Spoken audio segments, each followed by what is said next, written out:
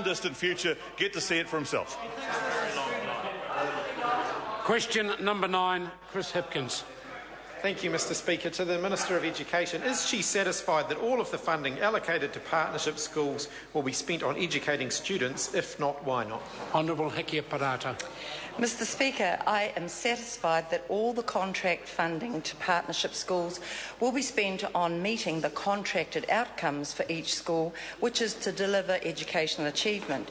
In exchange for that, partnership schools get greater flexibility to raise student achievement and are subject to a higher degree of scrutiny, as the member has demonstrated, and have greater accountabilities than schools in the mainstream system. Supplementary question.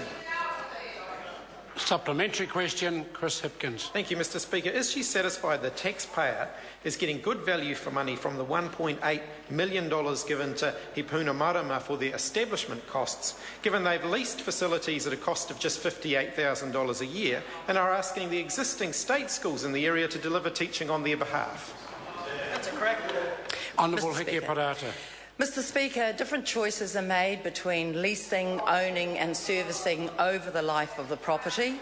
As I've said, these schools are contracted for the term of their contract to deliver educational outcomes, and they are free to make those choices, but they must deliver the educational outcomes expected of them.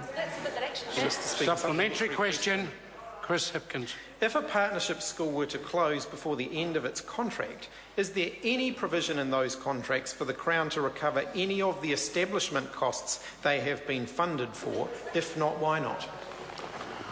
Honourable Hekia Parata. Mr Speaker, as I have answered that question in this House before, we will use the usual commercial instruments available to us to recover costs invested by the government. Point of order, Mr Speaker.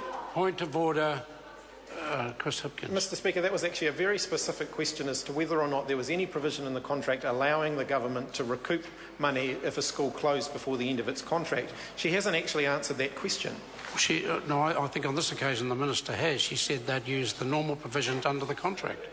Member has point of order, Mr Speaker. She talked about the normal provisions under the contract, but she hasn't actually indicated what they are. Would the member resume his seat?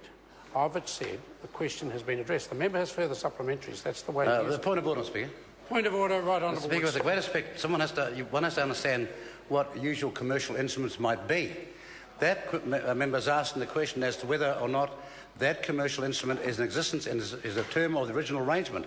He's not asking what they might do in its absence. That's a subtle difference, but it's very important. And I think the member's raising a point that gives a very good lead to the member to ask his next supplementary. Supplementary question, Chris Hipkins. Are you going to give me an extra supplementary question, Mr Speaker? No, I'm not at this stage. Oh, well. Supplementary question, Chris Hipkins. We'll move on then. Will partnership schools asking existing state schools to deliver programs on their behalf be required to reimburse that school for the full cost of their students' participation in those programs? If not, what will they have to pay the state school for? Honourable Hekia Parata. Mr Speaker, it is completely usual within the education sector for sharing and collaboration of resources. In the case of the partnership schools, arrangements have been made between them and their local community. In addition, they are, as other schools are doing, using provision from Te Kura, the correspondence school, having relationships in some cases with North Tech and other tertiary institutions, all of which our government is actively encouraging occur. Point of order, Mr Speaker. Point of order. No, I can anticipate the point of order, so I'm going to ask the member to repeat his question. Thank you, Mr Speaker.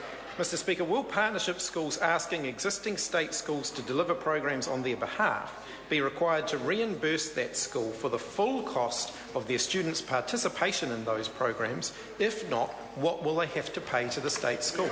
Honourable Hekia Parata. Mr Speaker, none of the partnership schools are asking mainstream schools to deliver programs on their behalf. They do partner around particular parts of the curriculum. They have done that prior to partnership schools being established.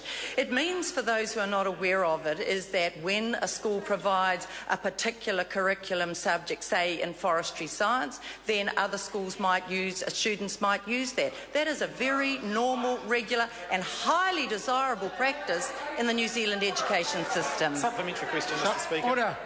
Supplementary question, Chris Hipkins. If a student is from a charter school is participating in a subject offered by a state school, what will the partnership school or charter school have to pay the state school for that program's delivery?